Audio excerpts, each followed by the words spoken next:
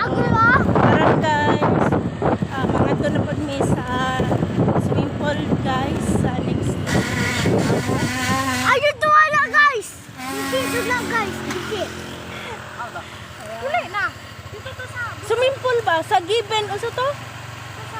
Swimming pool ba? Katong Naihar. Ito na even ba? Tara, tara. So, abangan na lang yun niya guys kung sino